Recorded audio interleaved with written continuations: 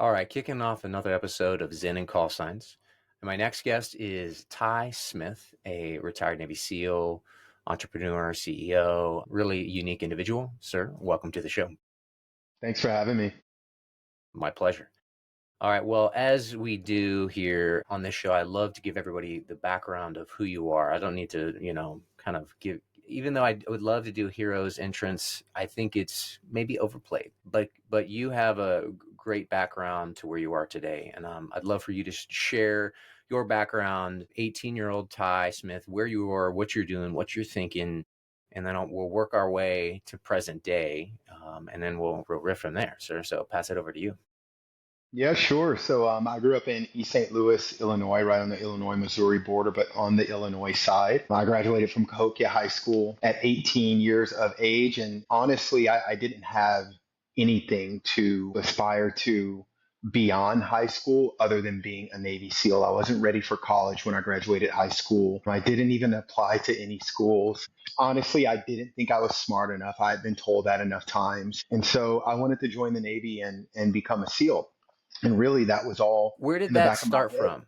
Did you like what From, movie or something, or where does this like? oh, Yeah. yeah, I saw the movie Navy SEALs with Charlie Sheen when I was 12 years old. I fell in love Okay. immediately, put that dream in my Yeah. back pocket, and never took it out. And fortunately, that's what got me in the Navy. And so that I love that because I think my brother-in-law is a SEAL, and I think most SEALs have seen that.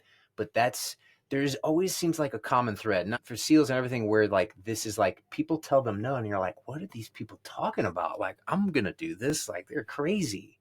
And it's like maybe it's that what leads to success. That's where you're like, I don't care. I don't care what anybody else says, and like you find it in lieu of only negative energy, if you will. Well, I think that negative energy or that immediate pushback that you get from people is, I think it's normal. It's pretty human. It's unfortunate, but it's normal and it's human.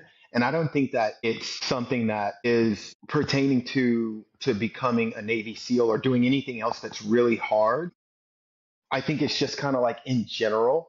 Again, it's that human instinct of, whoa, what are you doing? Like, you shouldn't be doing that, man. That's wild. Like, you're going to get killed. Or like, what are you talking about? That's crazy. Like, you're never going to be able to pull that off. I think that that's the natural human instinct when it comes to things that are big and hairy and audacious. And for me, like, I never listened to any of that stuff. Sure, I heard plenty of it. There were plenty of people that were betting against me, but I just didn't care. It was what I Yeah, wanted, and I wasn't going to let yeah, anything get in my way. interesting. Yeah, well, it's the common thread of like where it's like that.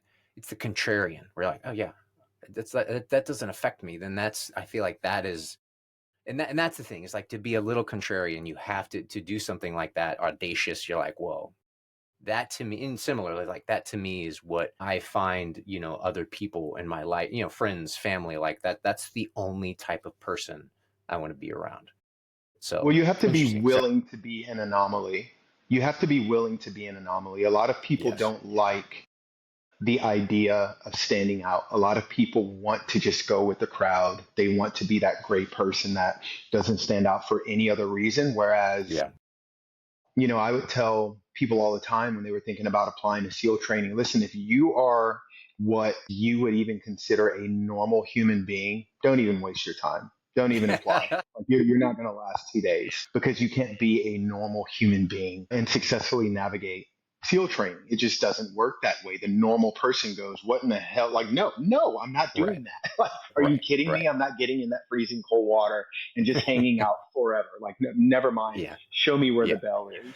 So you yeah, have to be the kind of person that isn't in love with what other people think and what they think of you and what is best for you. It has to be something that is in your heart, and you have to be okay with standing out and being an anomaly. yeah, yeah. All right. Well, please continue. Thank you. No, I think that, how do I say this? I think that it's something that has always been in me. Like, I've always been considered like a loner or a lone wolf. Even when I was in the SEAL teams and I would be in a SEAL platoon with a bunch of other guys, it was kind of well known that I was a lone wolf. And I think that that is as a result of growing up in the environment that I grew up in, where I was always an anomaly, Blake. Always. I never really felt like I fit in. with other kids that I was growing up with. I got bullied a lot growing up, like a tremendous amount. So I never really So felt you're like I you're fit out like you're a big dude now. Like I feel like everybody has experiences like that. That's interesting. Where you have, I don't know. Sorry, please continue. But that's Well, no, fucking it wild, man. wasn't even that. It wasn't even that. I was getting bullied by kids that were bigger than me. I was getting bullied by my peers. I didn't have it in here and up here because I didn't have someone that was really sort of teaching me how to deal with that type of situation. And it wasn't always that way. I started getting bullied, I think, around the fourth grade. And it was because I had gotten in a street fight um, a little bit before that in the neighborhood, and I got my ass kicked. And I didn't really know like what to do with that. And so it really tanked my confidence. And I didn't have a father to go home to and go like, hey, this is what happens. Like, what does this mean? What do I do from here? And so the bullying started, and it wasn't that it's like all these guys are bigger than me. It wasn't that these were guys that I couldn't have defended myself and been successful in doing that. I just didn't have it in here, and I didn't have it in here because from that moment of getting my ass kicked for the very first time in my life, I was very confused and very afraid. It's like I didn't even realize that I had hands of my own that I could use to defend myself. And so, yeah, and listen, a lot of kids go through bullying. A lot of people grow up dealing with that. I just always felt like there was something different about me, like not something special or I'm better than anyone. I just never really felt like I fit in before I even knew what the word anomaly meant. I was sort of living my life that way. And then, as you can imagine, once the bullying started, it forced me down this lone wolf path even more. And I never really grew out of it. And when I joined the military, sure, I was surrounded by people that were helping me to grow, and I had friends and I had cliques just like everyone else, especially in the SEAL teams. But I've never been the type of person to follow the pack. I would never feel comfortable even in the middle of the pack. I have to be out front and leading. And that's always been in me for whatever reason. Cool. Interesting. So when did so you enlisted? What year was that? Just so you can get some context. 1996. That's right, 96. So you enlisted. Did you was that direct enlisted? Did you go Great Lakes and then out to Coronado? Yeah, so I went to boot camp in Great Lakes. I left Great Lakes actually and went to Pensacola, Florida, because my original rate was AW. And so I Got it. went to Air Crewman Candidate School, Search and Rescue Swimmer School, and Anti Submarine Warfare School, none of which I wanted to do. I wanted to be a Navy SEAL. And so when I was wrapping up training for the Air Crewman Pipeline down in Pensacola, Florida, I made a really big deal about not wanting to be there and wanting to be going to SEAL training. And so ultimately, I got my wish, and they kicked me out of there and sent me out to Coronado. And I wasn't ready. My first buzz class was class 218. It was in 97. I was an 18-year-old punk kid out of East St. Louis, thought I knew everything, thought I was tough. I didn't know anything. I wasn't tough.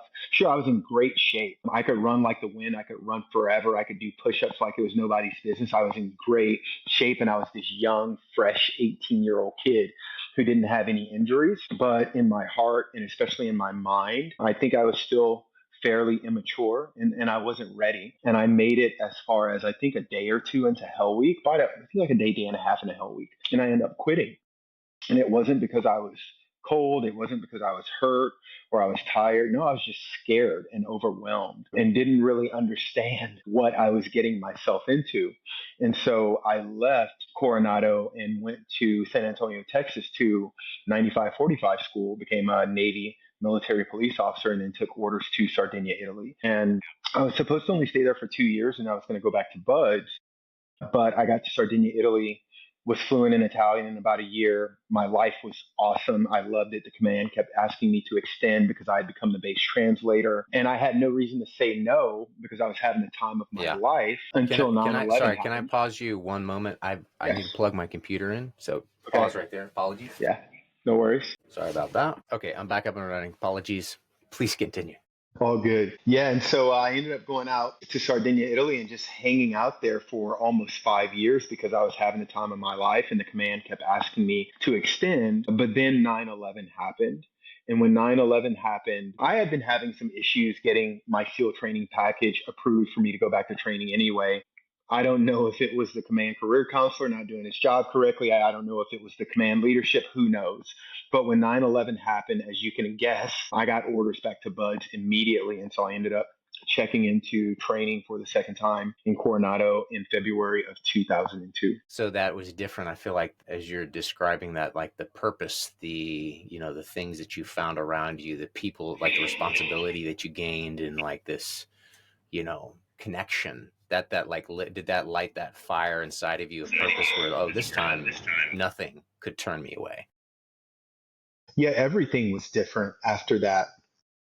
I wouldn't say that that event was what lit the fire and got me through SEAL training. I'm sure that it has something to do with it, but the fire had already been lit, man. The fire was lit when Yeah. I was a 12-year-old kid. Yeah. Um, it wasn't even dull as a result of me being in Europe for 5 years and having a good time. I was just kind of young and distracted. And when 9/11 happened, it was like, oh, yeah, I got a purpose. I've got something that I have to do. And when I showed back up in February of 2002, you're right, everything had completely changed. The air was on fire, the energy was different. I for sure had a purpose as to what I was doing there, and I knew exactly why I was there and what I was getting myself into, and where what I was there to do and what I wanted to do. After I successfully navigated the pipeline, it was very clear at that point, and I was in even better shape. Because now I had some muscle maturity going on. I think I was about 22, 23 years old when I got back. And so I had a lot more maturity up here too. I had been given a bunch of responsibility in the Navy up to that point because I was a base translator out in Europe. I'd reached the rank of E4, and so I was responsible for some people. I wasn't this brand new 18-year-old kid coming out of East St. Louis thinking that he knew everything. By that time, I'd figured out, okay, I don't know everything, and I needed to be around people that could help me to grow. And so everything had changed by the time I got back there as a 22, 23-year old young man, and it was never, ever even a question in my mind as to whether I would make it through training that time. Never even a question. I knew in my heart that, like, hey, this is just a formality. Pretty soon, I'm going to be in the mountains of Afghanistan, making terrorists pay severely for what they did to my home. And so I classed up with class 241. Ended up going through Hell Week with 241. Rolled after Hell Week into 242, and then I ended up finishing the rest of the pipeline with 242 and graduating with 242. So once you got to your team kind of getting settled in, and so that was about 15 years, is that right? Or maybe 14 years, kind Yeah, so of. I had been in the Navy. By the time I finished Budge training and SQT and was ready to go to a SEAL team, I think I had about right at about 6.5 years in the Navy because I was in Europe for almost 5 years. And then, navigating the pipeline, I think was about a year and some change in total between Buds, SQT. And so I ended up spending the next 14 and a half years as an operator in the teams. So, first thing comes to mind is like, I'd love for you to share, because it's a long time to be doing that. A lot of deployments, a lot of time away from home. I want you to talk to me about what is the intersection of luck and skill, because I think this is an interesting question, because you can train and you can shoot straight and you can know how to work the radios and call for fire and do all of these things, but sometimes it just doesn't matter. So I'd love for you to just it's kind of an open-ended question, but where you've seen luck and skill intersect and or not connect. Anything come to mind? That's a great question. So there is a lot of luck that takes place at war. Luck, God's blessing, call it whatever you want.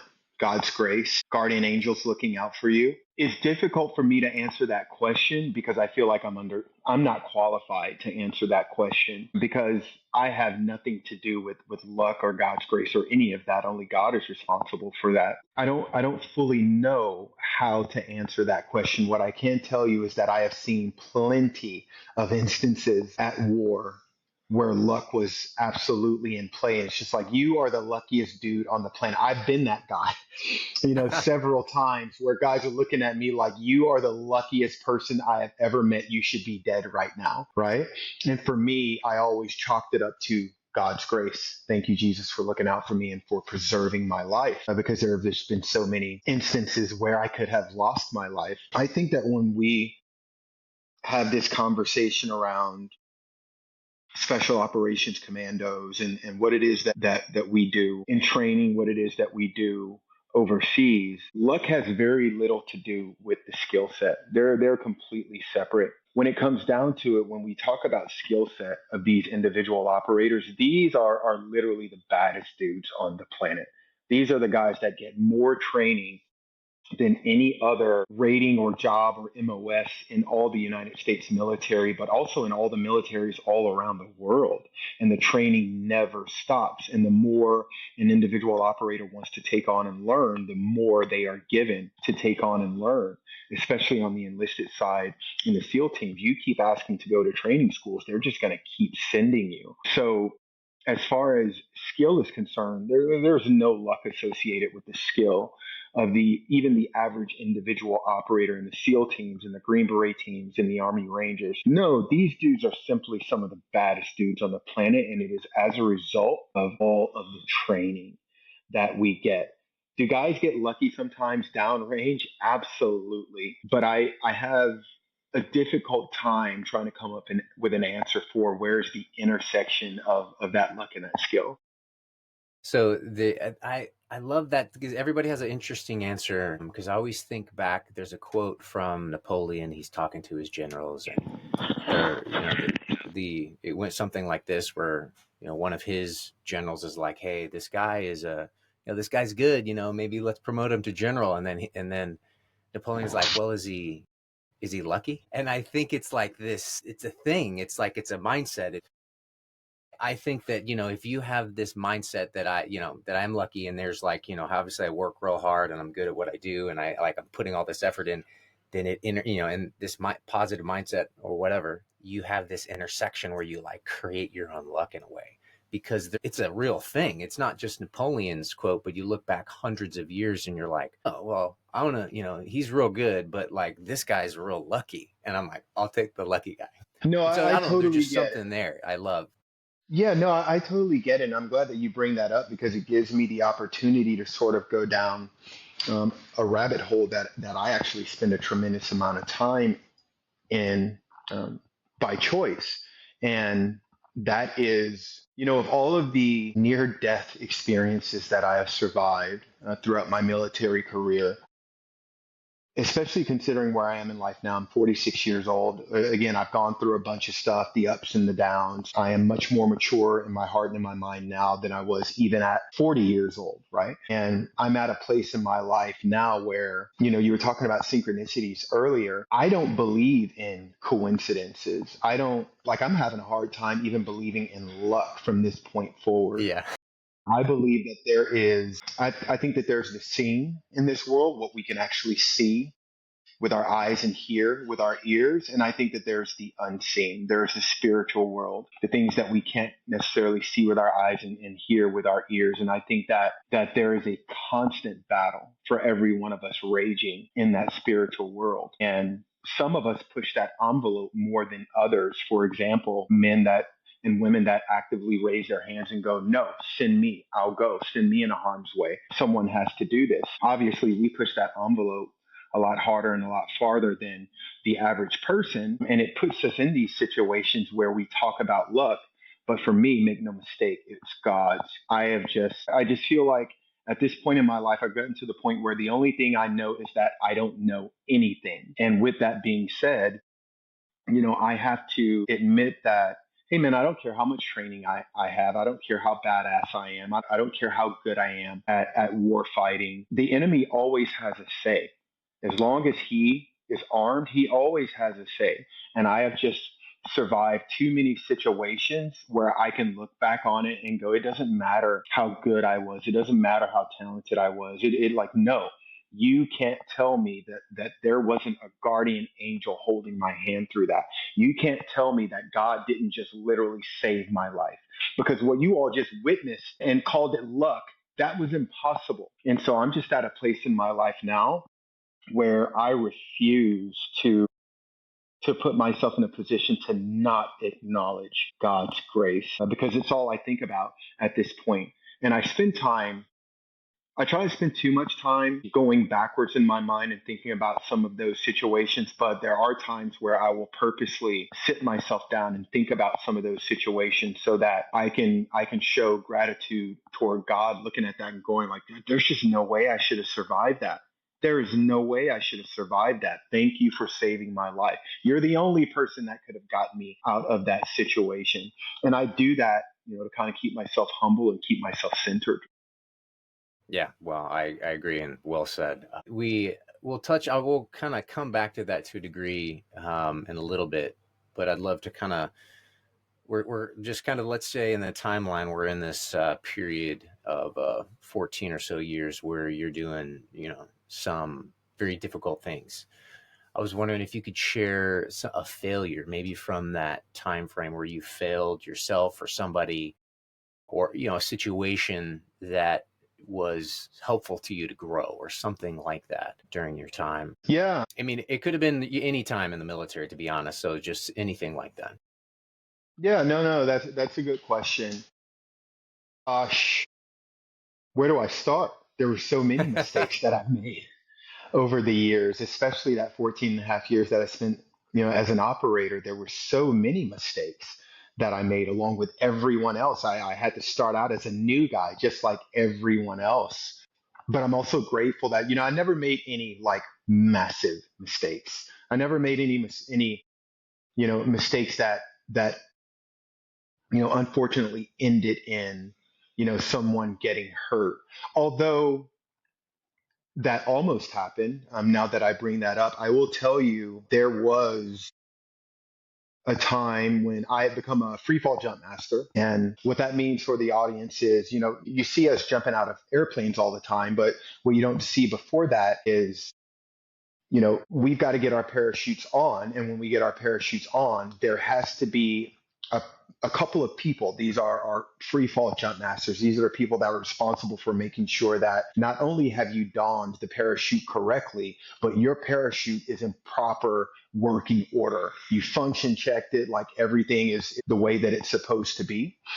And that was my job. That was my specialty. I was an air guy. And also a part of the free fall jump master's job is making sure that he is putting the jumpers out of the back of the airplane at the exact moment that they're supposed to be putting those jumpers out of the aircraft, like within, a certain distance over the drop zone. And shortly after I had become a free fall jump master, and gosh, I was an E6 at the time, so I was senior, man. I couldn't even use the excuse of, oh, I was a brand new guy. Sure, I was a new free fall jump master, but I was qualified as a free fall jump master. So I was the jump master, and I was responsible for a day of jumps, and everything was going fine at the very beginning. And then we got up into the aircraft, and it was the first jump. I had never dropped at that DZ, but I was the jump master. And so I was just like, yeah, sure, I got it. No problem. The ego was out in front as usual. And I ended up putting guys out of the back of an aircraft earlier than I should have.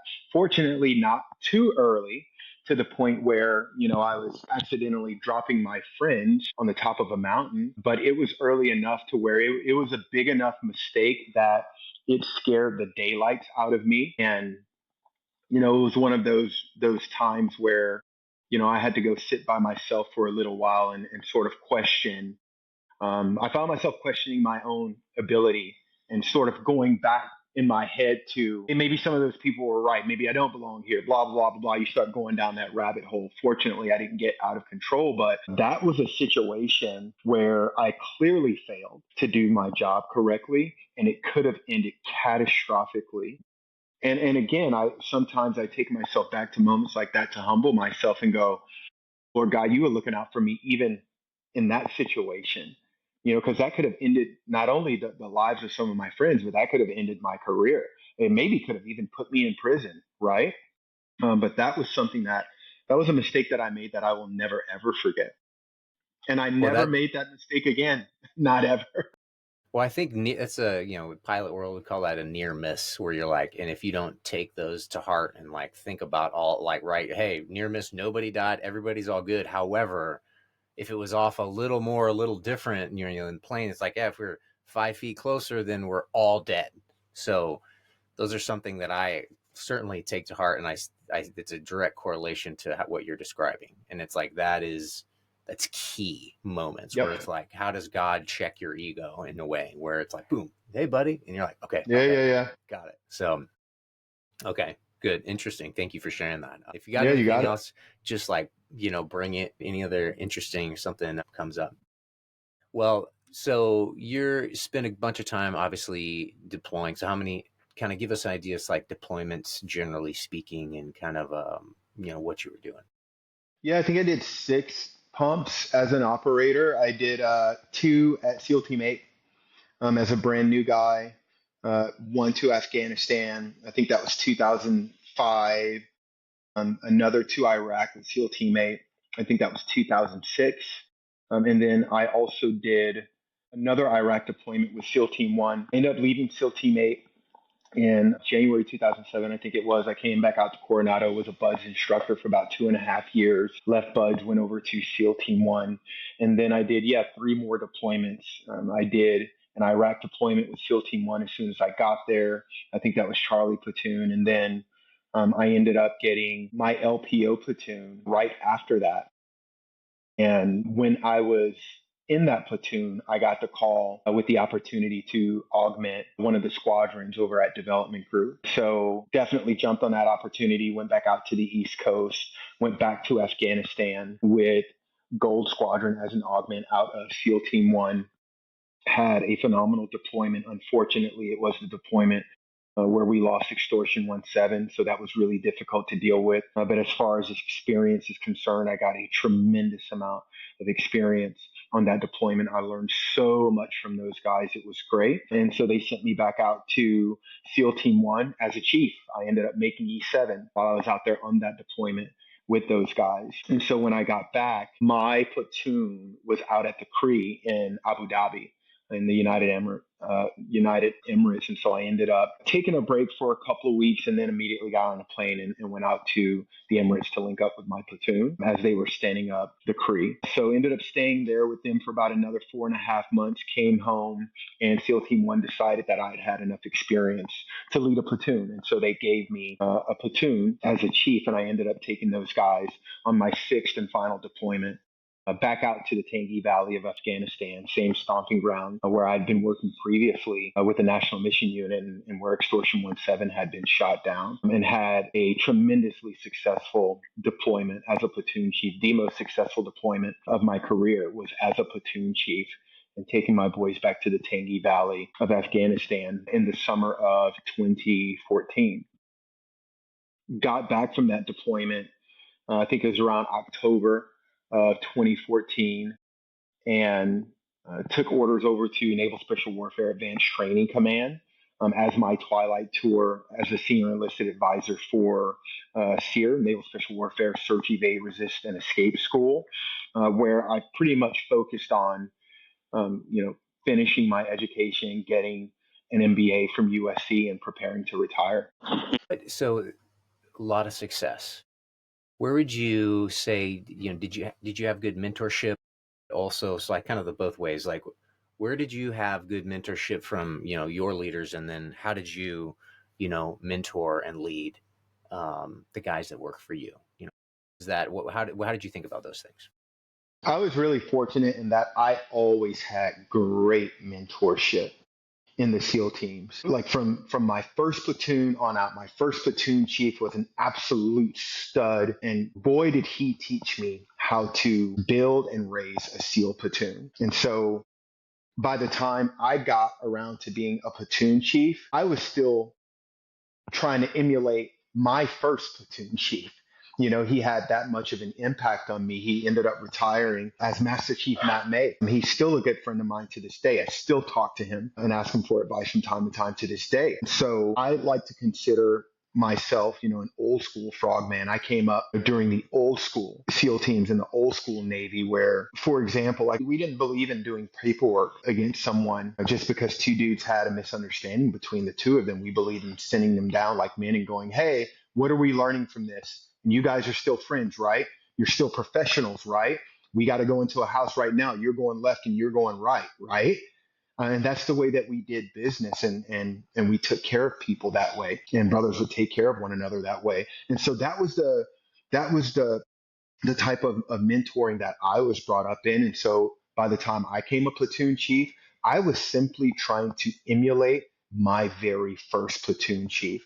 But even in my platoons after that, I was very fortunate in that I always had good leadership. I always had a good chief, and I always had a good officer in charge. I can't think of one chief or one officer that I worked for and that I reported directly to throughout my career in the SEAL teams that I didn't look up to that person and think like no, I enjoy working for this person. This person is worthy of leading me.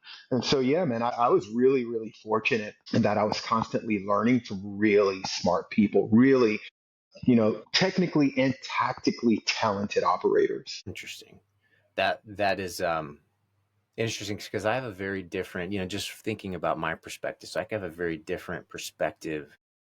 Marine officer, it was about 50% good versus bad. And it was like, it was very frustrating for me. Even sometimes I think back, I'm like, hey, did this guy not read any of the leadership books? Or like, I'm like, what the fuck's he doing?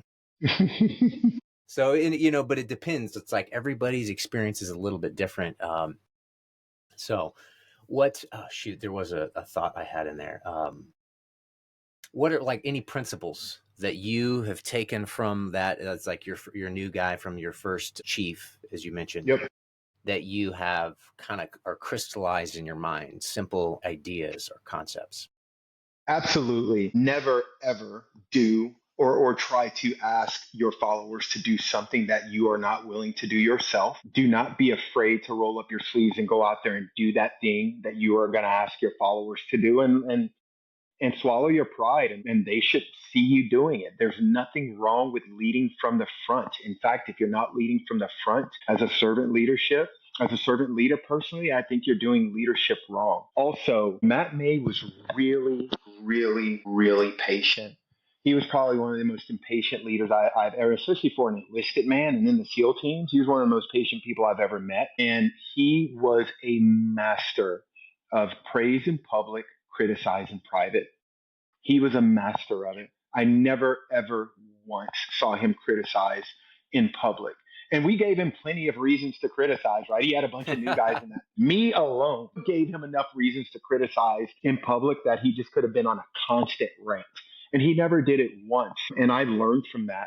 I learned a tremendous amount from that. That helped me not only as a leader in the SEAL teams, but it helps me today and in being an entrepreneur and running businesses. Like, hey, that's just something you don't do.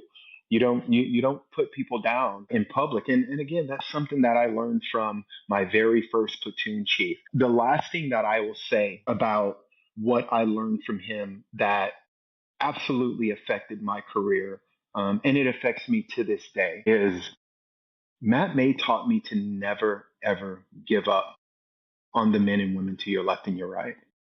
Never ever give up on them. It doesn't matter. If they're not giving up on themselves, if they're still in the fight, if they're still trying, if they're not apathetic, if they're giving it everything that they got, then you don't give up on them. That's not leadership. That's not what leaders do. That's what quitters do. Leaders lead. You know, when I think about the Bible, Jesus wasn't out hanging out with the winners, man. He wasn't out hanging out with the people that are already saved. He was out hanging out with the sinners and the people that needed to be saved. That's what a leader does. He goes fishing for the men and women that need to be saved. And I learned that from Matt May because, again, I wouldn't even say that I was a good new guy. Like maybe I was decent, but I made mistakes all the time. And I made a couple of mistakes in the kill house as a brand new guy. That when I look back on it, I'm not stupid. Like I know that it could have been enough ammo for Matt to go like, yeah, I don't want this guy in my platoon. And that could have been a headshot for me. I could have gotten kicked out of the SEAL teams for that, for simply not keeping up as a new guy in close quarters combat, because it took me a little bit to catch on to CQB. Once I got it, I got it. And I still make mistakes from time to time, just like everybody else, but it took me a while to really get it. And I think it was a confidence thing. Matt May never once criticized me in public, and he never once even came close to going like, no, I'm going to get this guy out of my platoon. No, he was the guy that was constantly fighting him. No, he's got it. He just needs a little bit more time. And I learned that lesson from him of everybody is different. Some guys are naturally talented at close quarters combat, and I mean naturally talented, right? Like from day one, from as a brand new guy, you're like, holy shit, this dude he can go to dev group, he's this good automatically. Yeah. And whereas that same guy come over here and he's like a shit show at land warfare. Like just different people are different. And I learned that patience as a leader from Matt May. I learned how to see that in people that like, hey, it's okay. Like some people are just different. And okay, well, hey, you guys come over here and work with him on that and get him beefed up. And like you guys go over here and work with those people and get them beefed up where they need to be. But we're not going to give up on our teammates. And I Yeah. learned that from Matt May. That's, And yeah, interesting.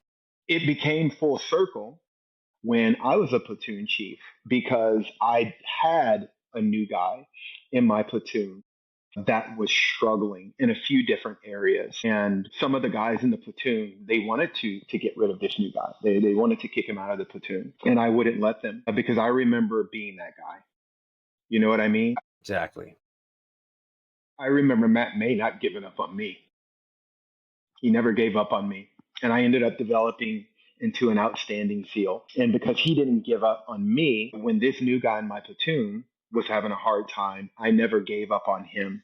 And I forced the guys to work with him, and I forced them to spend time after hours working with him and getting to know him and giving him a chance. And that guy that we could have kicked out of the platoon and did not, he went on to become probably one of the most successful JTACs in the SEAL teams, especially on the West Coast. He went on to have one of the most kinetic deployments that a JTAC could ever experience. He went on to help break records, JTAC records for the amount of ordnance successfully dropped on bad guys in the Tangi Valley within the period of time that we spent there.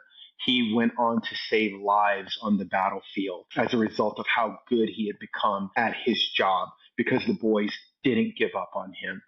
And by the end of it, they loved him. And to this day, my LPO at that time will look at me and get teary eyed and go, man, we almost gave up on him. I'm glad we didn't. I love that dude. And I learned that from Matt May. Yeah, and that's something interesting that you're saying, because I think that is the essence of masculinity, where it's like attacked, right? Like, no, that masculinity is like, no, dude, that's it. That patience, praise in Yep. public, all of those tactics, because it's like that. Because then you look back, it's like, well, that's the baddest motherfucker I know, right? Like that's who exhibited those traits that are subtle, that are taking care of all of the guys and managing that, like that leadership. So thank you for sharing. That was super powerful and interesting. You're Awesome. welcome. um that kind of, yeah, I'm sorry, some other stuff going on here. So I don't know, so let's see, I'm just maybe kind of recapping off. So that's I think we kind of hit all of the topics military wise, unless there's anything that you'd want to share to kind of end kind of like your military career, any thoughts to before we kind of move on to the transition into civilian life. Anything come to mind? Yeah, I will say that the capstone of my military career didn't really have anything to do with me. Like, how do I say this? It wasn't like this accomplishment that I had achieved or like, excuse me, oh my gosh, I made E8. This is a big deal. Like this is the best thing ever. I'm going to retire as a senior chief. I think that the capstone of my career was like I'm living in it currently, because all of those boys that were following me when I was a platoon chief, all of those guys that I was leading, now I get to sit back and watch them be successful, and not just as SEALs, but in life. Every one of those guys, nearly every one of them, if not every single one of those guys, Blake, these dudes have college degrees now. You know, some of them have MBAs. Some of them are successful entrepreneurs. None of them have been kicked out of the military for getting in trouble. You know, these are guys that are still happily married. They're raising their children. They're leaders in the SEAL teams now. Some of these dudes are platoon chiefs. Some of these dudes are over at development group having great careers and being leaders as a result of starting out with me and learning from me in the very beginning, trying my hardest to teach them what Matt May had taught me. And so I think it's important that I share that, because it is very easy to get in this conversation about being a Navy SEAL and going me, and and I'm badass and blah, blah, blah, blah, blah. But that's not me. Guys, I think I spend more time beating myself up more than anything, and I got to get better. I got to get better at that. But what really makes me feel like I had a successful career is being able to sit back now and watch all the guys that started out with me have successful lives. Not just be successful in the SEAL teams, but these guys are crushing life, and that, man, that humbles me and makes me feel extremely good. Yeah, awesome. And that I feel like that caveats directly into this next one. So, I believe you had a successful transition out of the military. And so, I would love you to share, maybe you had some things that were kind of crept up on you, gotcha, but what was that like for you? So you did 20 years, so kind of Yep. have your retirement, kind of have success, had a lot of success, and now you're getting out. I mean, did you plan for that? Were you, a couple years out of that 20, you're like, all right, yeah, I want to exit. I kind of did all the things that I'd like to do, like childhood dream, check, success. So, so how did you plan that exit? Yeah, that's a good question. Again, I got to go back to thanking all of my mentors, people that were looking out for me. And it was about that 15-year mark that people were sitting me down going, "Hey man, like, are you thinking about what your life is going to be like after the Navy? Are you going to college? Are you networking? Are you doing this? Are you doing that?" And I was like, wait, huh? Whoa. Okay. Yeah, I guess I better start doing this stuff. But it was because there were senior guys leading me, and they cared about me beyond just, tie the Navy SEAL. They cared about me as a human being, and they wanted to make sure I was going to have a successful transition. And so at about the 15-year mark is when I started going to college and making sure that I was getting college knocked out. I started going to career fairs and learning about stuff that I could be doing outside the military. I always had a plan to go to the FBI after the SEAL teams anyway. So I needed to get college knocked out anyway, but that was my plan, Blake, was I was going to, at least get a bachelor's degree and retire from the Navy and go into the FBI. And I wanted to end up on the hostage rescue team, but I would just be continuing to do what I was already doing in the SEAL teams, right? So fortunately, I did have people looking out for me. And so when I was within 2 years of retiring was when I started going, okay, I need to really prepare. Like, I'm almost finished with my undergraduate degree. Am I going to keep going to school? Yep, I think I want to go do an MBA, or I want to go to law school. Let me go talk to some people that have law degrees, that have MBAs, and let me see which one I want. Because again, I was learning from these guys, hey man, you need to go talk to people and figure out what you want to do. I had started working on all of my VA stuff, making sure I was going to be squared away there, working with people that had already done that and them showing me the ropes. And so fortunately, it was because of mentors that I did start that process early. And so when I was retiring, gosh, I finished my MBV degree at USC on a Friday, and the following Friday, I retired from the Navy. The following Monday, I was in an office space working for a company that I had spent the last 6 months of my naval career building, because I was learning from my mentors, hey, get ahead of the game. And fortunately, by that time, I was in my last semester of graduate school at USC too. And so I was just like, well, hell, I'm just going to build this company now because there's an opportunity for me to do it. And I ended up turning down the role that I'd already been accepted to over at the FBI. I already had a spot to go to training, and I ended up turning that down so that I could build my first business. But it was because I had good mentors that were getting me to get started on all that stuff early.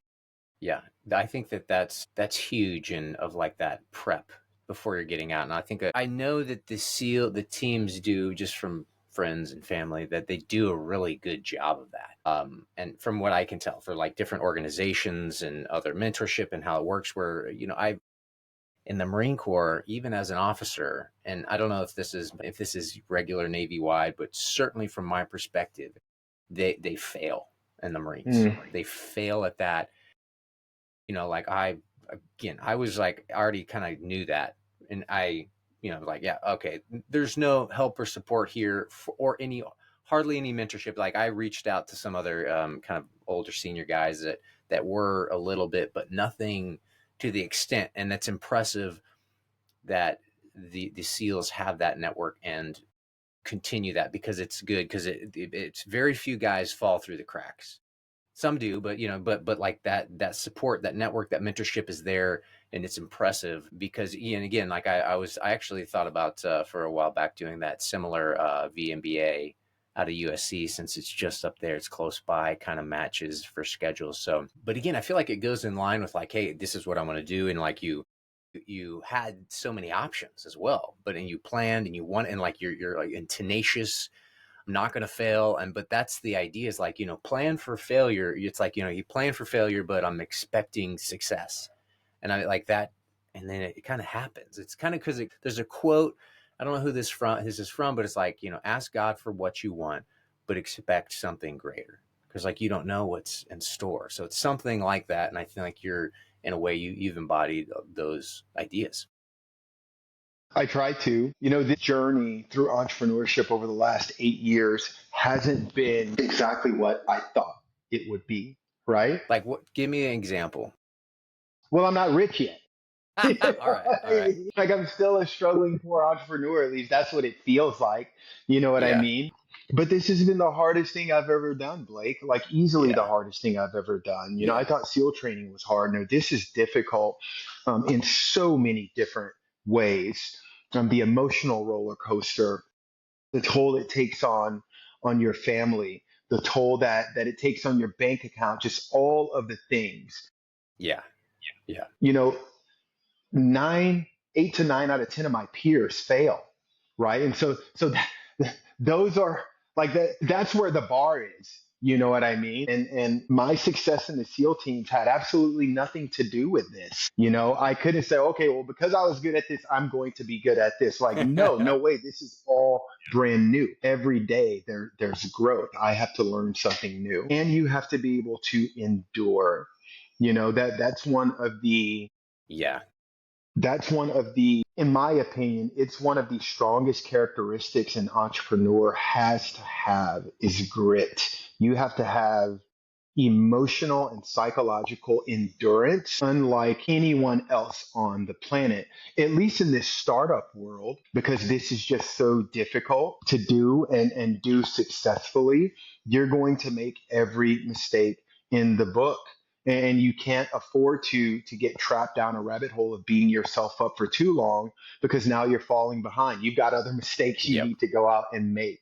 And Yep. so, yeah, I would say that this has been the most difficult thing I have ever done. But here's the flip side to that coin.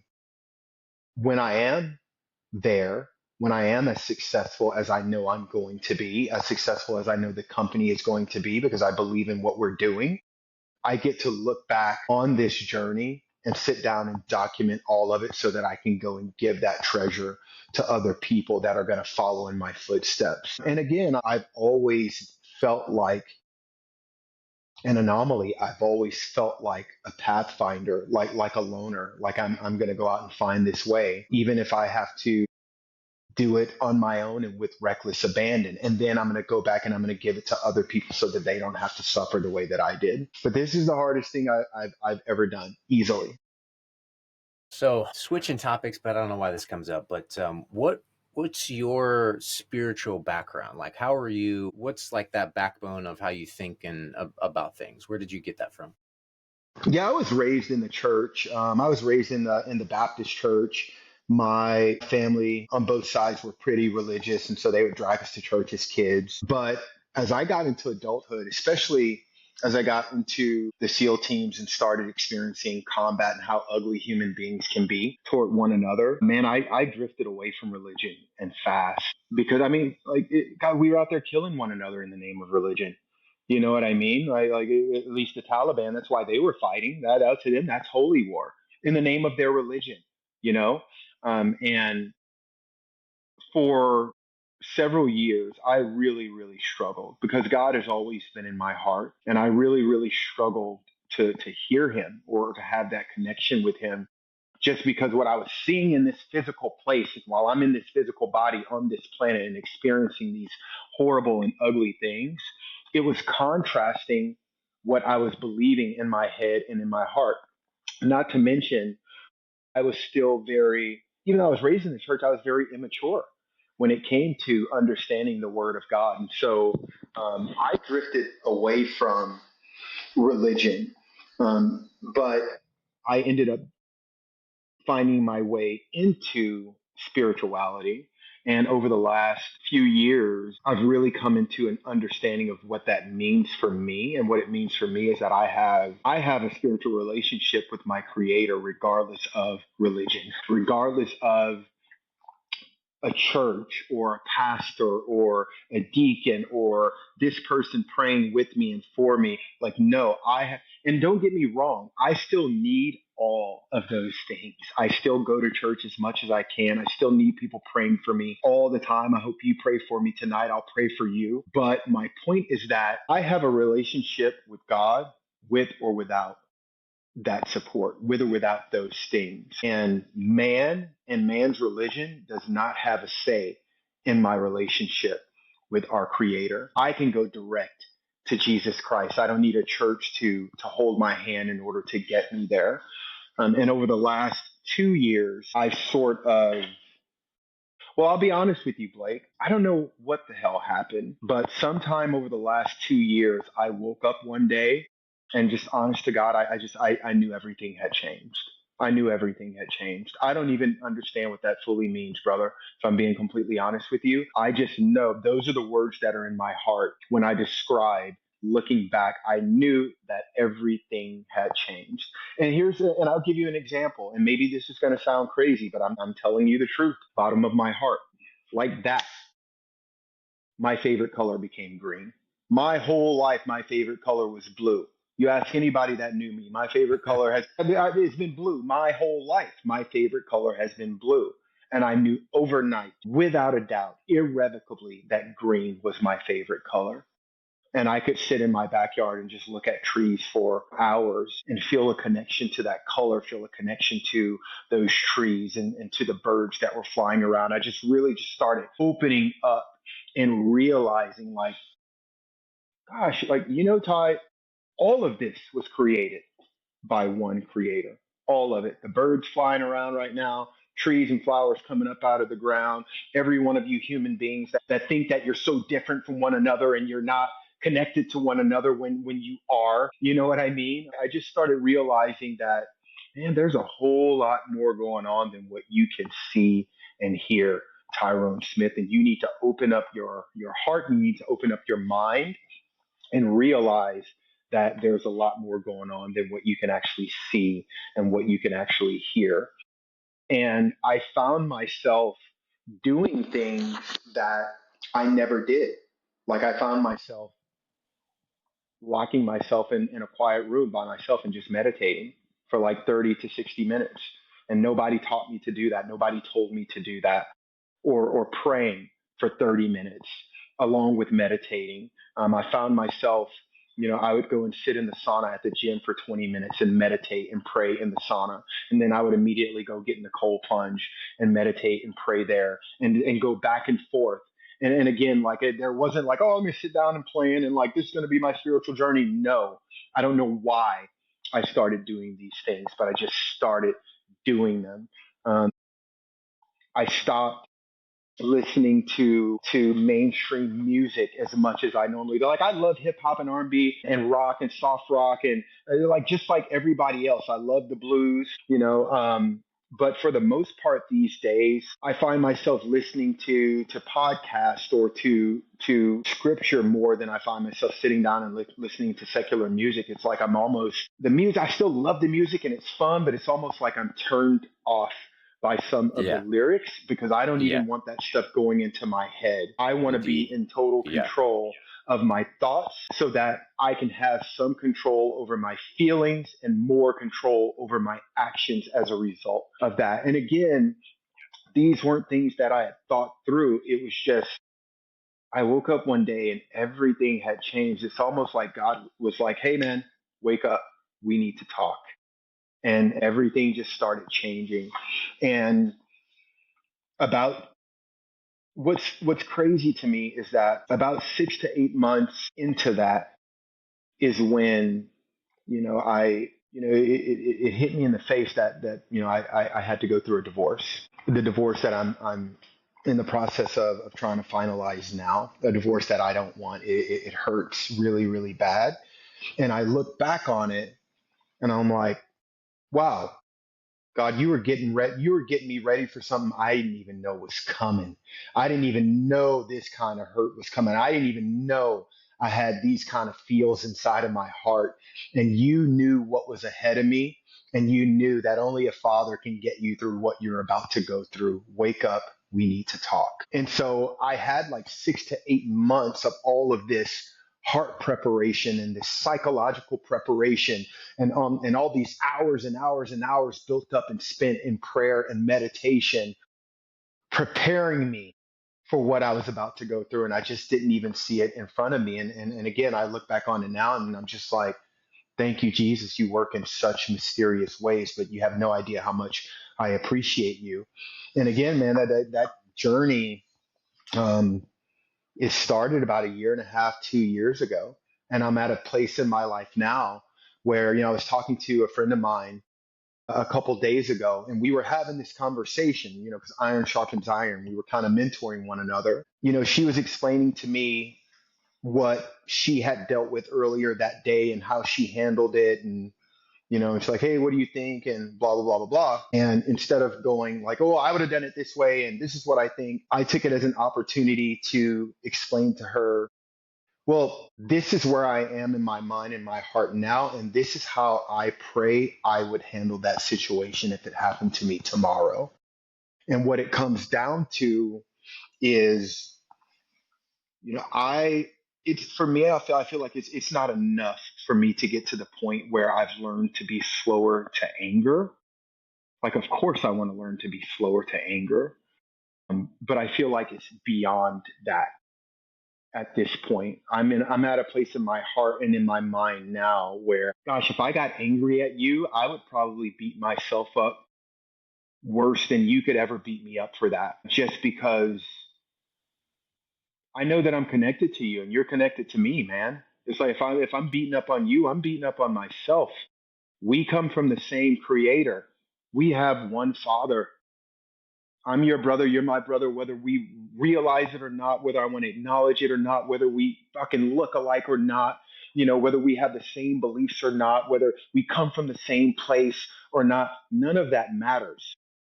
We all come from one creator and we're connected to one another. And for me, that's how I try to practice life these days.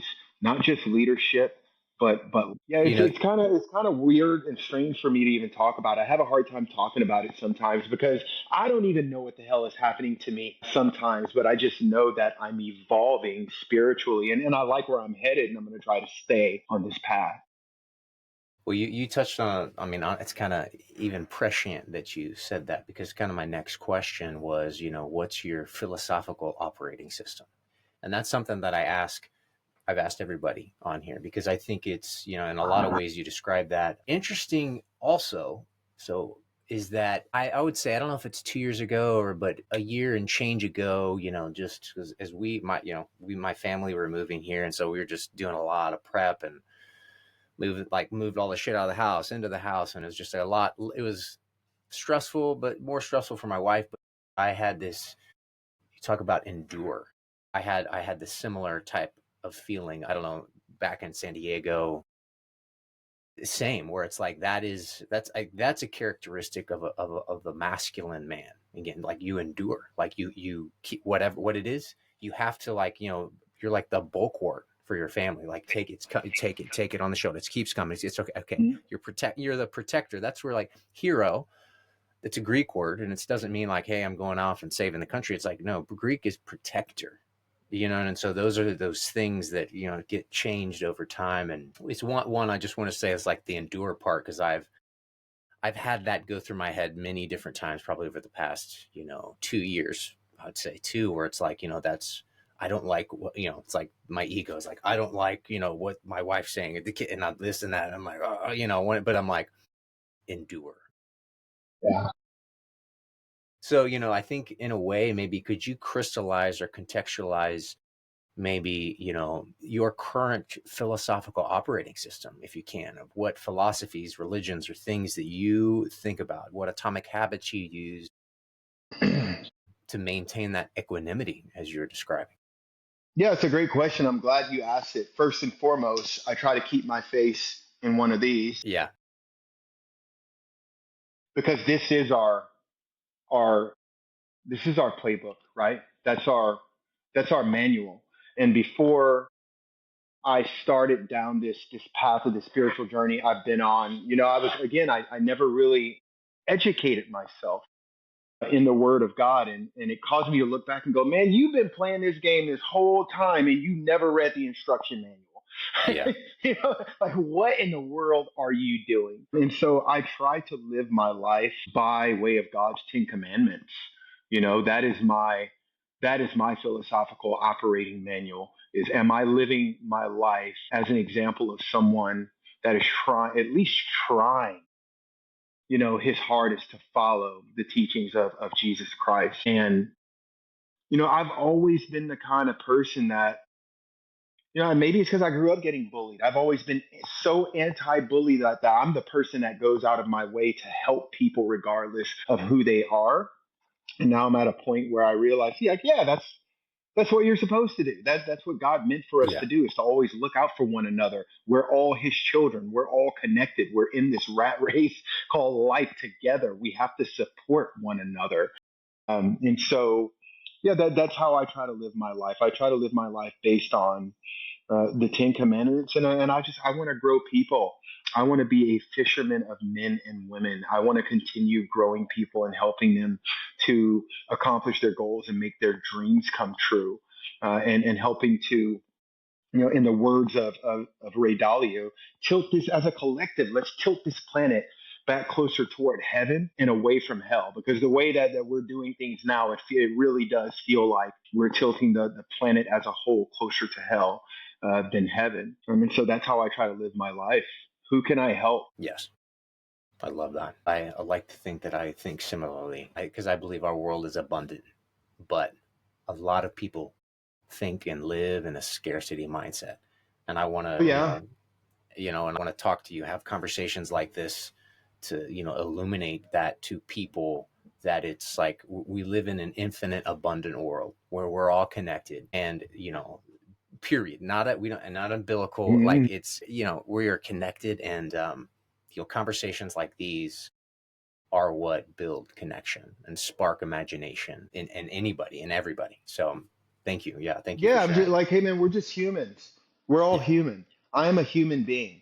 I am a person, and I feel just like everyone else. You talk about ego and masculinity, and how upside down and backwards things have seemed to gotten in the world, and especially in the United States over the last 4 to 6 years, as it pertains to masculinity and femininity, and how should a man carry himself. I think that I can understand why the term toxic masculine was created. And I can understand why people would look at, very type A positive men, like a lot of Navy SEALs, right? And consider people like us to be toxic masculine. But it's taken me years of being, beyond that community and that job to be able to look back and then analyze all of that stuff and come to these realizations. And it's caused me to evolve, not just as a human, but as a man. And it's caused me to have a deeper understanding of that word masculinity and what it means to be masculine, what it means to be a man. And I think you're right. And I discovered this, I think it was about, gosh, Blake, this was maybe 4 years ago now, maybe a little, maybe 3 to 4 years ago. I was down in East Village, downtown San Diego. I walked out of my office on 10th Avenue and walked across the street into a French cafe to sit down and have a bowl of chili and a baguette for lunch. And I was by myself, as usual. I'm kind of a loner like that. And I felt heavy that day for some reason. I thought that I had an idea of why I was feeling that way, but it didn't really hit me until I sat down and started eating my bowl of chili. And it's broad daylight. It's lunchtime. I'm in this cafe. There's other people sitting around at tables around me, and I'm sitting there eating my bowl of chili. And I got to tell you, brother, if I never allowed myself to cry for my fallen teammates before, like my brain and my heart were having no more of it. And right there in the middle of that restaurant, I had to acknowledge that, Lord, I miss my friends. I miss them a lot. And it was these two guys in particular. I was thinking about Kevin Houston and Johnny Foss, were two very good mentors of mine in the SEAL teams. They were very close friends of mine. And I loved them and I missed them a lot. And they both died on Extortion 1-7. Um, and that moment, dude, it hit me like a ton of bricks. And I'm sitting there at this table, this grown man, this tough guy, and tears are just coming out of my face, and there's nothing I can do to stop it other than just put the spoon down, put my hands on the table, and I just allowed myself to purge and accept the fact that, Lord Jesus, I miss my friends, you know? And it hit me in that moment. But yet, Ty, you're sure you're sitting in this restaurant right now and you're crying, right? And American masculinity tells you that like men don't cry. I heard that my whole life growing up in the Midwest, right? It's like men don't cry, boys are tough. Go outside and eat some dirt and do push-ups, blah blah blah blah. And like, yeah, men do all that stuff, but I got to tell you what, men cry too when they miss their friends, when they miss their loved ones, when their hearts have been broken. And it hit me in that moment. You are still you, tears and all. You're still a tough guy. You're still a ninja. You still have all these skills and experience. You could go back to kicking doors tomorrow if you had to. Hell, you could go over them. You're in such good shape still. You could go over the mountain and down through the valley of darkness tonight if you had to. By yourself are still you. It doesn't make you less masculine because you miss your friends. If somebody came in that door right now with a gun and started trying to hurt people in this restaurant, tears and all, I would likely dismember that person. It doesn't change who I am. I simply miss my friends. And that was the day that I learned that lesson. And I felt like, I'd been taught wrong my whole life, like what it really meant to be masculine. No, I think that a masculine man is a godly man. A masculine man is a man that understands how to be empathetic and understands how to forgive. A masculine man is a man that not only understands the way of the iron, but also understands the way of the velvet. The masculine man is a teacher. The masculine man is a spiritual leader. For not just his household, but for his tribe, his village as a whole. Yes. I don't have any friends that haven't heard me talk about how much I love God, right? And I just, it took me, gosh, into my mid 40s to learn that lesson. Well, I have a quote that you touched on that I think I made this quote up. So, but maybe somebody before me. But it hits exactly what you're saying. And kind of like, maybe simply put my philosophical operating system, like literally something I hear is like I operate, and I have two different versions and it depends on who I'm talking to. So I operate with love and compassion, but I'm always ready to kill a motherfucker.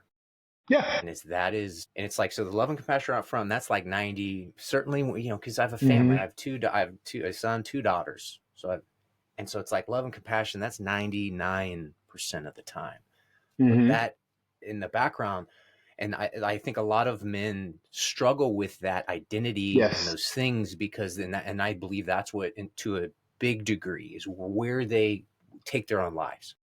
Well, yeah, that's that duality of man, right? You got this end Yes, of the spectrum, and all the way over here, you got this end, right. right? And it, But yeah, and I think that the real masculine man learns how to lead with love and compassion.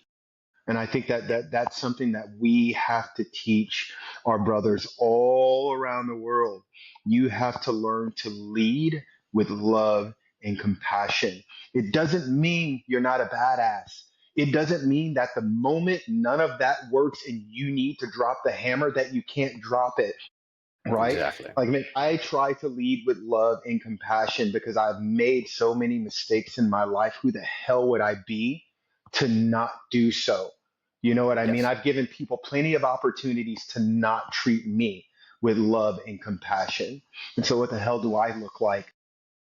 Behaving in a right. manner where I am not trying to lead people that way. Make no mistake, right? I'm gonna make no mistake. If you're gonna force my hand, like, I'm still a world class fighter. I'm still a Brazilian Jiu Jitsu black belt. I'm still a retired Navy SEAL, and all of these things. If that's the rabbit hole you want to go down, I will take your ass down that rabbit hole all day long, every day, twice on Sundays.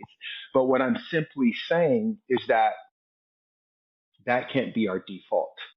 Yes, Loving exactly. compassion has to be our default. And you And I and you think that said the something. real masculine man learns that. You might not be born Yes, with it, you might yes, not like it, but the real masculine man learns that, and prays to God for that discernment, right? So that I can lead with loving compassion, but know the moment when I need to take that hat off and put on, okay, now it's time to pick the sword back up and put that yep, hat on. yeah. Well, yeah, because you hit on that earlier when you talked about when you're upset with somebody. You're like, well, like, why am I upset with them? Because it almost is always is like, because it's something in me, and so that's that thing. And also when you look back on like war and strategy, and people who've written about it who really understand it, from Sun Tzu, and then a great book. You probably have read it or seen the movie. Uh, Ender's Game. I don't know if you've read the book, but No. probably seen the movie. But it's Ender's Game. I remember when I got in the Marine Corps, it was on the commandant's reading list. But it's about a futuristic society. The little boy basically is a brilliant genius, and he figures out how to defeat the enemy. And they kind of trick him. But from Sun Tzu to a sci-fi book, they talk about, like, if you love your enemy, you know your enemy, you can destroy your enemy. And it's like this juxtaposition, this paradox, this yin and yang. And that is how you have to do it, as you've described, where it's like love and compassion, like, facilitate you winning if you need to, winning. And then, because then you can pull out the sword out, like, because it's there. But it's like, because if you don't, then you're preempting, you're thinking, like, you're thinking rather than just, observing. And non-reaction is probably the best way of having that equanimity, showing up as a student and not thinking, anything yet, and just allowing, like, hey, and like that stoic idea is like, hey, I can't control anything outside of here. I digress, but yeah, I dig it. All right, well, we're getting kind of end of our time here. So really enjoy the conversation so far. Thank you for sharing everything. Has been awesome. I guess some of the things that okay, so one here is, I'd love to talk for you to talk about your experience with vets, if you would. What you experience, changes, your ideas of, about it, your thoughts. Like, I haven't done that specifically, but I've had my own experiences, and I think it's transformational. I think it's a magic fucking pill. It's almost a panacea to address veteran suicide. And before we started this call, it's approximately 20 veterans a day. I just had a family take their own life a month ago and change. So it's wild. It is an epidemic that nobody's addressing. So I'd love to just give your experience, your background, and your thoughts on that. Yeah, thank you for asking. Man, I got nothing but good stuff to say about my brother Marcus Capone and his beautiful wife Amber Capone and their amazing organization over at Vets. I agree with you. This is something that we have to find a way to open this up to open this up more for the veteran community, especially for combat veterans. I mean, if you just look at the data around Ibogaine's effect on traumatic brain injury alone. It's irrefutable. It just works. It helps to heal us. And so I have nothing but good things to say about my experience with the VETS program. The journey was not easy. You know, I will say that. And I had, as you can imagine, I had literally tens of dudes, SEAL team guys, Marine Corps Raiders, PJs, like you name it, EOD guys that had done it before I did. And every one of them were like, Ty, you have to do it. It is absolutely transformational. It is profound.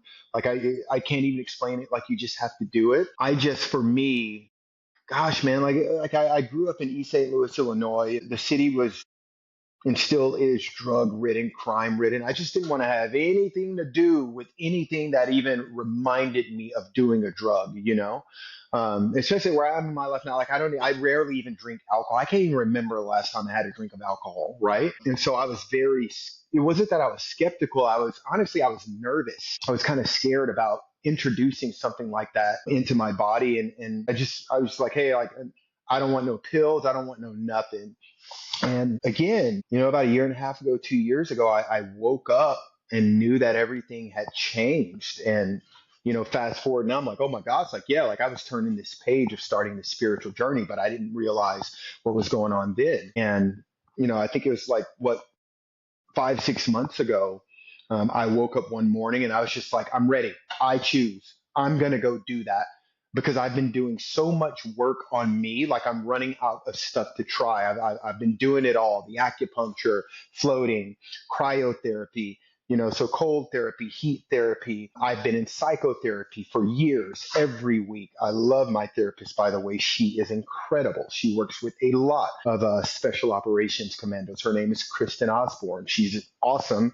And if y'all need a therapist and you haven't worked with someone, you should reach out to Kristen. She understands our personalities very, very well. And she's helped me tremendously. Spiritual counseling, like I can go on and on and on. Brother, when I tell you I've been working on myself over the last 8 years, I have been working on me because I didn't want, man, I almost took my own life, you know, and that was very scary. It wasn't scary for me. It was scary because, you know, I didn't want to leave my children. I didn't want, you know, my mother has buried a child and a grandchild, and I didn't want my mom to have to hurt anymore. And so I have been doing a tremendous amount of work on myself to learn how to navigate life with post traumatic stress and traumatic brain injury, both of which I was diagnosed with before retiring, right before I was retiring from the SEAL teams. And so I felt like I had gotten to a point where, like, gosh, like I really do feel good. I really do. I honestly believe that God has brought me through PTSD. Like I don't feel like it's really, you know, heavy on my life, at least not the way it was, you know, within the first I guess 3 to 5 years of me retiring from the SEAL teams. Like, I feel like I'm pretty normal at this point. But, you know, I was being honest with myself and going like, well, there's got to be some demons out there that I still haven't faced. And if there's any way for me to face those demons and wake up the next day better than I was the day before, well, that's it. And so that afternoon, I called Marcus, and it was like a 30-second conversation. It's like he had been waiting on me to call him all day. And he answered the phone, and I said, brother, I'm ready. And he literally said, say less. I'm having someone call you right now. Hung up the phone, and that was Nice. it. And I had Lori from the program calling me, and she stayed on the phone with me for about an hour and answered every question that I had and read me through the program and got me signed up and got me funded so that I didn't have to pay for it out of pocket. And I ended up going down with a group in early December. And you're absolutely right. It was a profound transformational journey. It was a 5-day program that honestly felt like 30 days because, again, it's not an easy journey. It's heavy, it's hard. You're going there to do work, you're going there to heal, to get better, to grow. Again, it's like I look back on it and I'm like, God, like you're so funny. You work in such mysterious ways, and you don't make a single mistake, right? So the first day, we did a real Indian sweat lodge, like a real Indian sweat lodge. Like you got to get on your hands and knees and crawl into this little like oven. That is a no shit real Indian sweat lodge, and there is a real person in there chanting and banging on a drum, and it's pitch black, and it is way hotter than anything I've ever experienced in my life. But I got in there and I sat down and I immediately closed my eyes and went into the same meditation that I'd been going into for like a year before that, brother. Because remember, like I said, I just woke up one day and was just like, go sit in the sauna for as long as you can and meditate. Nobody told me to do that. It's like God was like, no, no, no, just do it. I'm getting you ready for something. And so that in itself was such a cool and transformative experience because what I learned was that the in the ancient times the warriors, they would go through that process of the sweat before going into battle. That's how they would prepare to go into Yeah. battle. And so we did it on day one as preparation for the long night, which was the next day you do Ibogaine. And I want to be very careful here because, to be completely honest with you, I don't know how much Marcus and Amber want me talking about some of this stuff. I imagine it's fine, but I am going to try to be respectful to their program. But we did do Ibogaine on the second night, and they call that the long night. You can be in that journey from between 8 and 24 hours. And my experience with the medicine was a little different, according to the staff, in conversations that we had afterwards.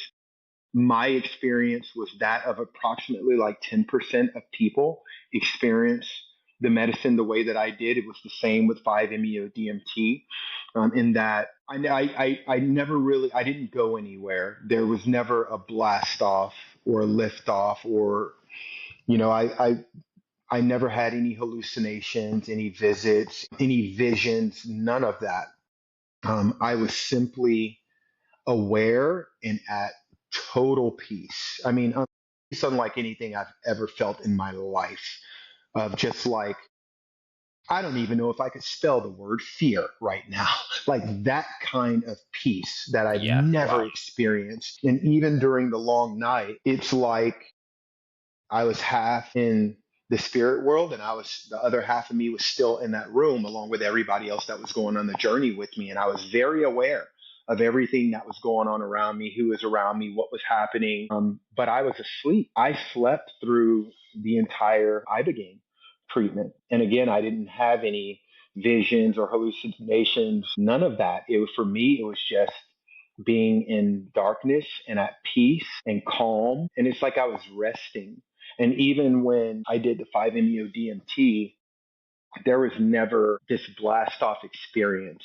There was a profound experience that I'll be grateful to God for the rest of my life. And that is this. And I had a feeling that this is what I was experiencing the day after the Ibogaine treatment, because everybody was just like, "What? Like you saw nothing?" Like, and I was just like, "Yeah, man. Like, yeah, man, I just slept and I felt at peace and I feel good and I love you." By the way, I was just like, I feel good. So I had a feeling that, like, all right, God, I think I'm picking up what you're putting down, but I purposely wanted to wait to do the 5-MeO before I allowed myself to go, wow, you are something else, Lord. And so when I did the 5-MeO, again, there was no blast off or anything. I got the immediate kaleidoscope of colors and this overwhelming sense of peace. And I Peace. could, peace. And it's like I could hear God trying to get the message across to me in my own voice, of course. Like, I'm not crazy. I didn't hear, there wasn't like this deep voice coming from the heavens. But I knew in my heart that God was telling me, you are already there. You're not blasting off and going anywhere. You're not seeing anything. You're like, no, because you're already there. I woke you up like a year and a half ago and told you to Yeah. start listening to my voice and start doing these things. And you need someone to father you through what the next several years of your life is going to look like. Fortunately, you've been listening to me and you've been doing the work. You've been doing all of these things and you set your ego aside and you're admitting to yourself that, like, hey, I need to learn how to be a normal human again. So I'm going to go try these things. I'm going to go talk to these things. I'm going to go get a therapist. I'm going to admit what I don't know and blah, blah, blah, blah, blah. You're not blasting off because you are already there. And it was like all fear, all doubt, chaos, turmoil, darkness, any of that stuff that could have been in my heart, it was like it all went away in that moment forever. And I came out of it with this profound sense of peace and an unsubscription to fear and doubt. I don't subscribe to those anymore, Blake. Yeah. Yeah. I came out of the experience knowing in my heart, beyond the shadow of a doubt, that I'm never going to die. Jesus already paid for my sins. Sure, I might leave this physical body and this planet, but my energy, my spirit that God created, it will never perish. I will go on and on and on, and I will see my friends again someday, and I will see my loved ones again someday, and they will embrace me, and it's going to be beautiful. And I came out of it with this knowing. It's like it's beyond faith. It's knowing that I'm never going to die and that we are all absolutely connected. I'm connected to you. You're connected to me. We're connected to people we haven't even met yet. I'm connected to the birds that are flying around in the sky. I'm connected to those trees that are outside right now. They can breathe and feel just like I can breathe and feel because we all came from one creator. And that's our God in heaven. And that was my experience, man. And I got to tell you, it was profound in the sense that I was able to leave behind so much of the weight that I was carrying as a result of fear and doubt. Yeah. You know what I mean? Like, well, what Yeah. if my I do. business isn't successful? What if I fail this? Or what if I end up getting a divorce? Or what if, who fucking cares? You know what I mean? I'm going to live in this moment. And whatever is in front of me is in front of me. I'll deal with it when I get to that moment. But this particular moment, I'm going to live in it and I'm not going to doubt. I'm not going to be afraid. I'm going to understand and know that God's will is going to be done in my life and God's will for me is always good. Well, thank you for sharing, and that's profound. On these podcasts, I've had quite a few friends, family who've shared similar experiences, and it does always go to this place of joy and love and getting rid of fear and doubt. That's a thing that pharmaceuticals don't do, Right. and that's and they're addressing a symptom. This is addressing the root cause. But yeah, thank you for sharing, and I know how my own experiences. I've found how profound it has been for me and families. And then well said. Thank you.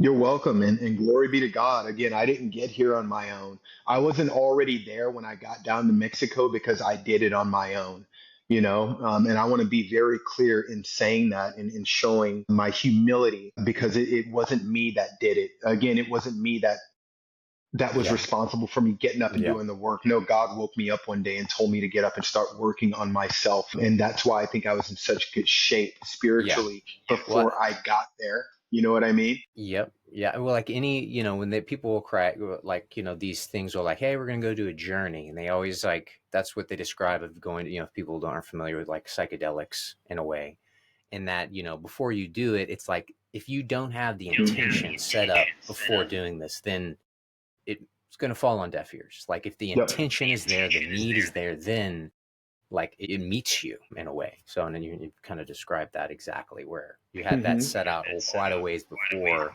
Then you see all that coalesce together, and it's like it's not. This is like the grace of God, not just coincidence. It's just real hard to describe it that way. Yep. So, all You're right. right. Well, All right, we're about an hour 38 in, so thank you so much for your time. But we have one last kind of chat question ish. So, obviously, since this show is called Zen and Call Signs, you know, Ty, like, what would be your call sign? So, not you know how it works in like the Marine Corps, like you don't get to pick your call sign, and it's typically shitty. um, or something you did. Hey, Blake said this dumb thing, we're going to call him. So, but that's not how this works here. So what do you think would be, you don't have to answer now, but we got to chat about it. What would be your Oh no, call sign? I'm really fortunate in that Okay. I was given what I think is the coolest call sign ever, Nice. and it was my outgoing call sign. I was Hatchet 5'7", and my commanding officer was my OIC, and my platoon was Hatchet 5'6", and the boys gave us those call signs, and so my call sign is Hatchet. So, and just make sure HATCHET. Got 5'7". Got it. Perfect. That's a good one. I like that. Yeah, yeah, That's I've what it's going always to be. liked it. Yeah. Yeah, two prime numbers in Hatchet. Where I love it. I actually just I got a handmade hatchet done here. My parents were out, and so that guy is a That is smith here in cool. Bali. But I want to have him make kind of the more traditional hatchet. The seal style. I've always loved that one, so I'm gonna have Sure. this guy make one out here for me because I just want one. Yeah, I may or I, may not have been carrying a hatchet during that time. So yeah, um, yeah, I thought it was a pretty fitting name that the boys had given me, and I thought that it was really cool. You know who makes some cool hatchets is Andy Arabito, Half Face Blades. What's the name? Andy Arabito, former SEAL team Okay, guy, and the name of his company is Half Face Blades. okay, Yeah, I've got several of them. He makes some amazing blades. I've got a few of his karambits. His hatchets are stunning. okay, So okay. well made. Got it. Okay. So just and lastly, because I think you've just comes to mind as there's a book called The Way of the Superior Man, and it comes. Yeah, I've You read read it. it? Okay. All I've right. read So it yeah, multiple that's times just actually. yeah. So that just it came to mind as you were chatting because I read it however many a few years ago, and I'm like, oh, one, how to masculine man. This is what this is. It's important to be this way, and then also to understand like women too, of like how do they work? Because I still don't. But Yeah, I was fascinated at the very beginning by the fact that the book is titled Way of the Superior Man. yeah, But if I remember correctly, the author is homosexual. he may be. I If don't I know. if I could be getting Okay. this wrong, but if I remember correctly, he is. And I said, I got to read that. I want that dude's point of view. A hundred Well, percent, I want his point of view. And well, I had he heard about it by reading Stephen Arnio's book, Hard Times Create Strong Men Create. Or yes. anyway, yeah. But he referenced that book a bunch in that particular book, and so I said, oh, I got to go read it. Well, I think if he is, I didn't know that. That's interesting. But he does paint this characteristic of like if it's not, because he like that's how I get the masculine man. I go to that book because it's like otherwise Hmm. because he talks about homosexual, kind of the whole spectrum. Because like, otherwise it's just like you're rubbing your genitals together, right? And it feels good. It's like, and I'm like, yeah, I guess that's right. But it's just like well, here's a path of like if you want to like one endure, and then here's how women think about things and emotion based. And I'm like, oh, okay, this is Hmm. so helpful. But again, also big part into like my, again, again, who gave me that recommendation is my Muay Thai instructor in San Diego. He's like, Really, Blake, you should read that. This was maybe 5 years ago. And I'm like, okay, I got it's a it. And I'm like, great book. damn good. It is a Damn great good. book. I've read it multiple times. Yeah. Highly Well, man, recommend it. oh, well, do you have any last thoughts, any parting shots? Did you like to get out there? Maybe about maybe your we didn't talk about your company, but I feel like we have kind of talked about everything I'd love to talk about. But if you'd like to share maybe a little bit about AI, and maybe let's chat about that. So, because AI is wild right now, and it's kind of on the tip of everybody's tongue, mind. I have used AI a considerable amount from ChatGPT. I've used DeepSeek. I've used almost every single AI and text to image. As an artist, I've used it. I've made paintings from AI and sold them. I love it, dude. And also I'm an artist where like, but also I want it all. I don't. It's not going to take my job because again, it's like I'm not scared of it. I'm not even scared of Skynet. I'm like I want open source more the better. I don't want it to make art for me, and I want it to fucking do my dishes and the laundry and pay taxes. And Mhm. so, like what should be doing and like solve some big existential problems. And so I'd love to get your take since kind of you're in that space right now of your thoughts and where you think it's going and what you're doing specifically. Yeah, sure. So currently, I'm the founder and CEO of CalmSafe AI. We are a generative AI company that provides a risk mitigation platform to large enterprises. So our platform is business intelligence at a level in which the enterprise has never experienced.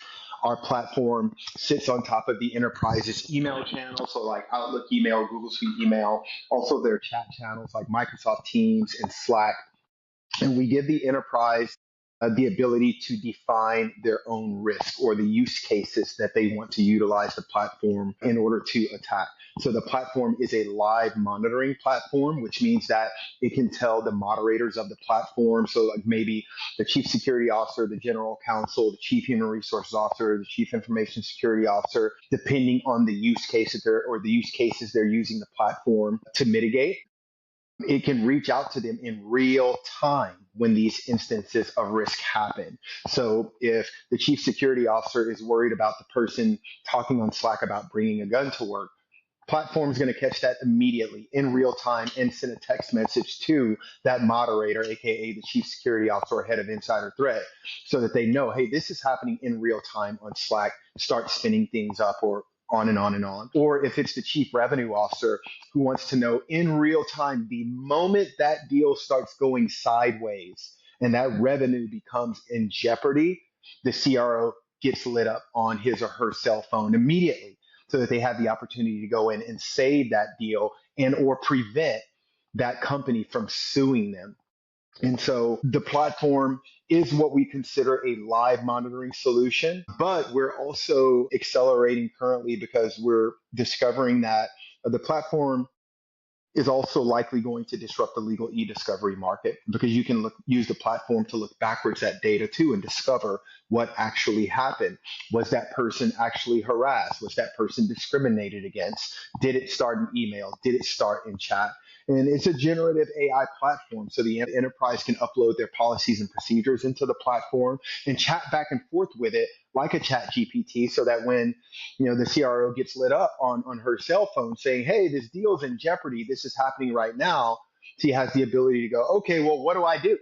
And according to that enterprise's policies and procedures, it will steer him or her in the right direction. So that's what we're doing at ComSafe AI. And again, our customers, are typically those personas, CSO, CISO, general counsel at a large enterprise that has more than 1,000 employees. AI in general, you are right. It is a wild ride right now, my friend. And I like to tell people that this is a wave and a wave cannot be stopped. And I like using that terminology because I'm a surfer. I get it. If you get caught in front of a wave at the wrong time, you are in deeper trouble than you've ever imagined, right? But if you're trying to paddle into a wave that you don't time properly and that wave is now out in front of you, it is impossible for you to catch up with it. It's literally impossible for you to catch up with it. That's how powerful the ocean is and how fast it can move and how much energy is going on around you. And so the AI movement right now, I see it the same way. This is a wave. And I consider myself extremely blessed. Again, God works in mysterious ways that my team and we were able to get out ahead of the wave. So we started building the original platform in early 2020. We were in stealth building something that is very similar to Chat GPT as they were coming out of stealth and going, hey world, here we are, AI is here to stay. And everybody's like, no, it's not. And they were like, oh yes, it is.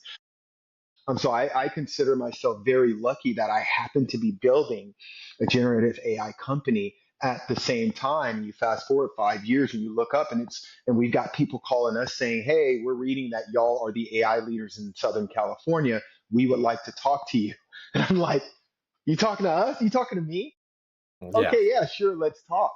And so I consider myself extremely fortunate that we started paddling into the wave early and stood up on that surfboard by the time that thing started to break. And I feel like I'm looking down at these other competitors that are coming in now going, oh my gosh, like you're about to get rolled up. This is a wave. You're paddling in so late. And so that's the way I view. And I was having this conversation with someone earlier today. That's how I view the individual and the business when it comes to their outlook on AI. If you're going to sit around for a long time and kind of cross your arms, go, I don't know about this AI thing. I don't know if I want to do it. I don't know if we're going to adopt it, blah, blah, blah, blah, blah. You're going to look up in like a year and realize, holy shit, it's too late because the wave is moving that fast and you're not going to catch up. So, what I tell our competitors, and this is the truth. No, I'm sorry, not our competitors, but our customers, and this is the absolute truth. Hey, listen, you can adopt AI now and start using this tool to grow your business and build a better business and protect people and protect your revenue. You can do that right now, or you can say no, and your competitors can take this platform on and start doing that. And you can sit back and you can watch your competitors overtake you. And then when you realize that they've overtaken you, you're like, oh my God, I guess I got to do this AI thing.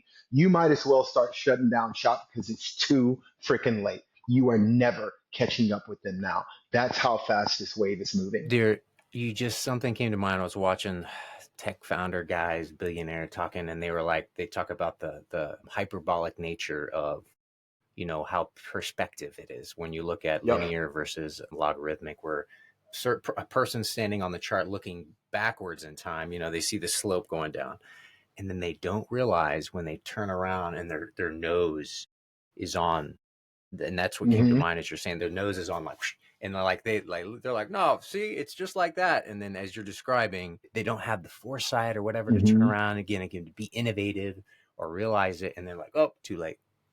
I Their nose agree. is on. And Yeah. that goes to the individual too, Blake.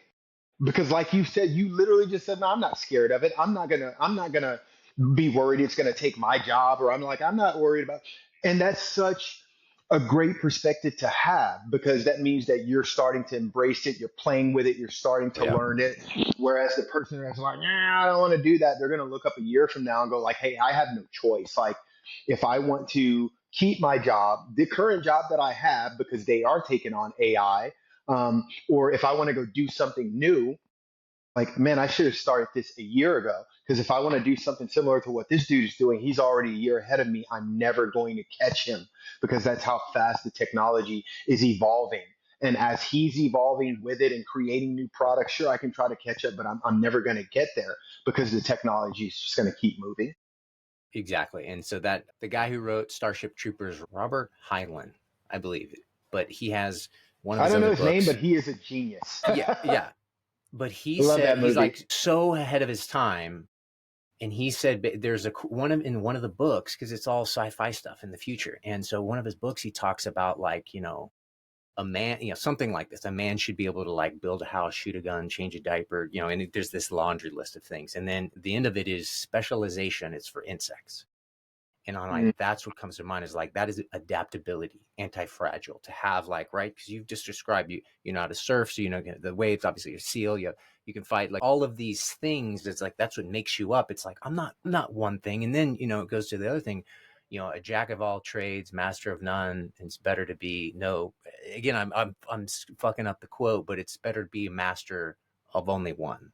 You know what I mean? And so and I pride myself on that, to have, that's the essence of adaptability, to me. And I think that that's kind of the idea for ComSafe too, to give adaptability, um, to companies, be it to make sure their employees are safe, to then also ensure revenue and anticipate.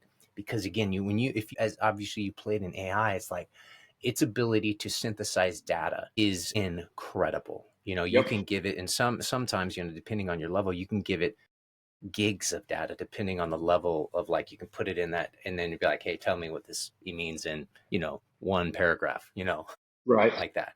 And so, and again, it's still just scratching the surface. So Oh, yeah, absolutely. And hey, listen, you brought up Skynet, so I'll talk about it. yeah. I don't think that we have to worry about Skynet falling from the sky and the Terminators Yeah. cruising around and No. killing people and taking your jobs. Like, I don't think we have to worry about that. I have more Agreement. faith in human Agreement. beings with that.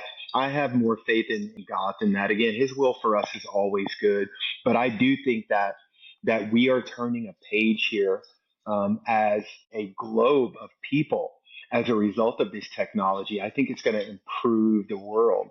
I think that we will see instances where it prevents us from killing ourselves and destroying the world. Agreed. Yes. And you're like, sure, will it take some people's jobs? Sure, if they let it. You know what I mean? Like, it's just like you just said, it's like, no, I'm gonna learn how to use that shit. Hell yeah, I'm gonna Yeah. keep my job. You know what I Yeah. mean? Or I'm gonna Right. go create new jobs. I'm gonna find something else to do using this stuff. So I don't think that we have anything to worry about. I do think that our lives are gonna get better as a result of it. I am agree. And again, I think that's the eternal optimist in me where I think the future looks bright. And I'm a big sci-fi guy, so I've read lots of sci-fi. And so a lot of the sci-fi I've read is like where this, you know, where the artificial becomes AGI, they become sentient and it's like connected. And it's like my thought in some way very close to like God, if you will, or how people perceive it, but its ability to be almost omniscient, omnipresent, and know kind of the true nature and reality. And I don't think that it's like I'm just gonna be. It's about efficiency, and I just like, oh, humans are inefficient, just kill. Like that doesn't make sense to me. Of like, no, that's not what you, because it will know that it's, I don't know, this connection and that there is joy and love out there, that it, and that's what it's like, who am I, what's my purpose? And so I have all my other ideas about that, but I'm in the same boat as you. It's like it is Yeah, not like, hey, this. listen, people could call me delusional, but like, this is Well, the there are way at I least feel. two of us that think this similar way, so there we You go. know what I mean? So we're in fellowship. It makes me feel better. Yeah. My whole thing is that, we don't have to worry about AI becoming like God, because our God is a jealous God.